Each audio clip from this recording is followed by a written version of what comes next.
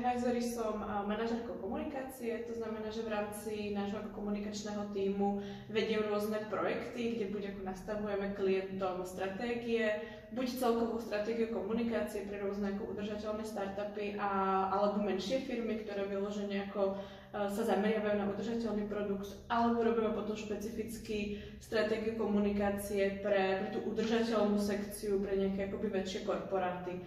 Vediem teda projekty, často vediem aj rôzne konzultácie v rámci komunikácie, často pre nejaké neziskovky alebo sociálne podniky.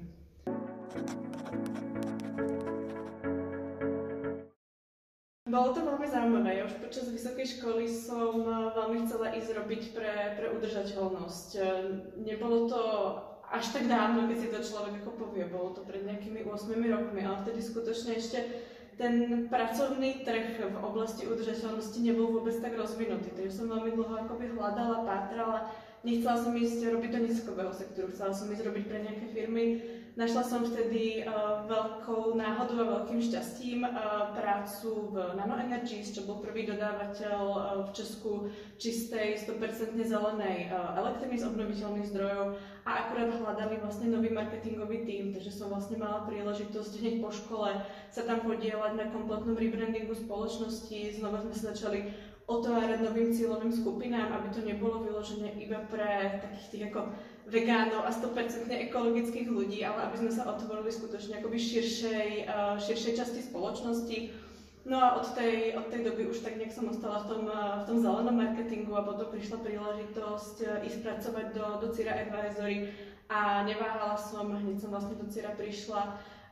Tým, že Cira iba vznikala, keď som začala s nimi spolupracovať, tak nebol tam úplne ešte priestor, aby som mohla byť na plný úväzok zamestnaná. Takže sme najprv začali nejakú akoby externou spoluprácu na nejakých menších projektoch a postupne som sa vlastne stala členom toho tímu, až teraz vlastne si vediem aj vlastné projekty.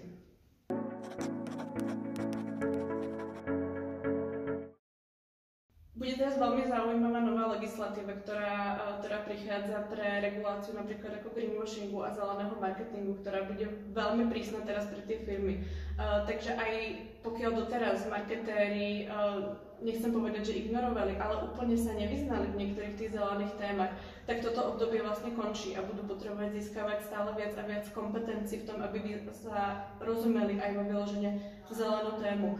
Otvárajú sa aj veľké príležitosti, napríklad čo sa týka internej komunikácie firiem, pretože vidíme prieskumy, že hlavne tá mladá generácia vyžaduje od svojho zamestnávateľa, aby sa venoval zeleným témam. Dokonca podľa nejakých prieskumov až každý 7. zamestnávateľ chce dať výpoveď kvôli tomu, že jeho zamestnávateľ sa nechová dostatočne ekologicky. Takže skutočne ako aj ten marketing nielen na vonok, ale samozrejme aj tá nejaká interná komunikácia, vzdelávanie bude veľkou príležitosťou pre marketérov v budúcnosti a aj pre bežných vlastne zamestnancov firiem, pretože samozrejme budú dostávať potom stále viac a viac priestoru rozvíjať si vlastné nápady a vlastné projekty.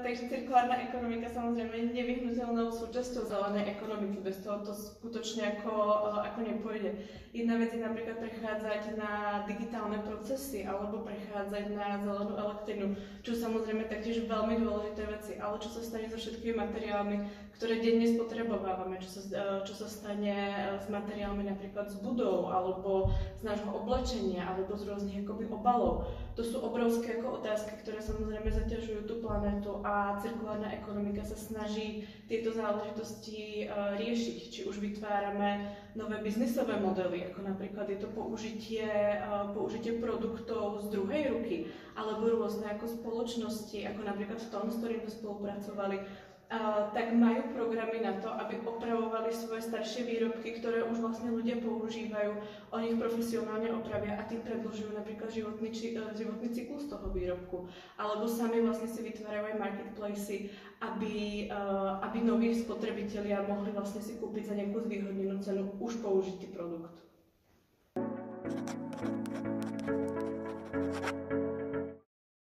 Greenwashing je vlastne klamavá marketingová taktika, kedy spoločnosť sa snaží prezentovať, že je viac udržateľná, než v skutočnosti je.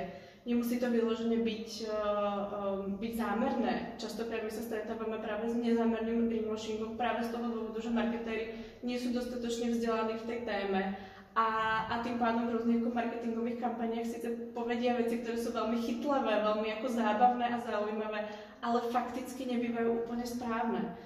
Prípadne súčasťou greenwashingu je aj zamočiavanie istých informácií. Takže pokiaľ firma tvrdí nejaké informácie alebo má nejaké údaje, ale už ich ďalej nepodkladá, tak je to samozrejme zase ako súčasťou greenwashingu. Napríklad je to šetrné k prírode. To je úplne typický greenwashing a nemusí to znamenať, že ten produkt nejaký skutočne nie je vyrobený tak, aby bol šetrný v prírode, ale ja absolútne neviem, čo znamená šetrný v prírode. Znamená to, že je to z nejakých netoxických materiálov, znamená to, že je to zabalené v recyklovanom obale, znamená to, že logistické reťazce sú nejakým spôsobom čo najkratšie, alebo sa snažíme, aby boli čo najudržateľnejšie. Ja skutočne neviem, čo znamená, keď mi poviete, že napríklad šampón je šetrný v prírode.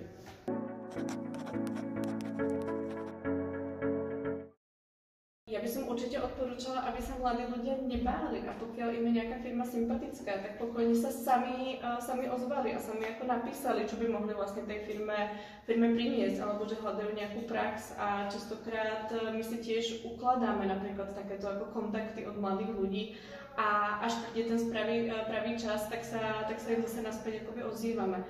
My určite hľadáme veľmi pravidelne tých mladých ľudí a očakávame nejakú mieru samostatnosti, nejakú mieru zodpovednosti vlastne za úlohy, ktoré sú im zverené. My skutočne nechceme mať stážistov, ktorí by iba vypisovali nejaké ako tabulky preto, aby vypisovali tabulky, ale mladých ľudí zapájame priamo do projektov a čím viac nejakej vlastnej iniciatívy a vlastnej zodpovednosti ukazujú, tak samozrejme tým potom dostávajú aj zaujímavejšie projekty a nakoniec sa často aj z našich stážistov postupne stanú plnohodnotní členovia tímu a následne aj projektoví manažeri.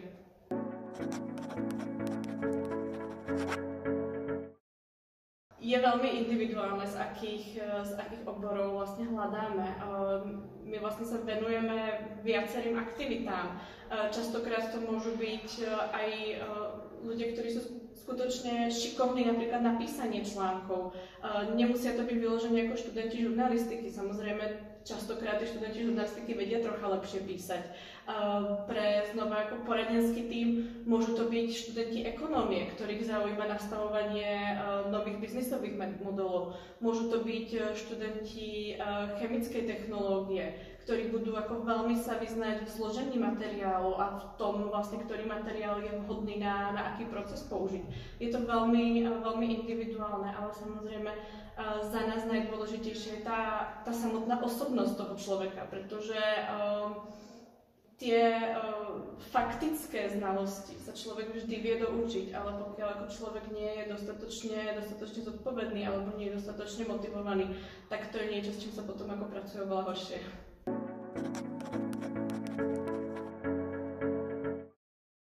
Pokiaľ vás Cira Advisory zaujala, tak určite sledujte napríklad náš LinkedInový profil, kde často dávame odkazy na akcie, ktoré buď sami organizujeme, alebo ktorých sa účastníme často ako speakery alebo súčasti nejakých panelových diskusí.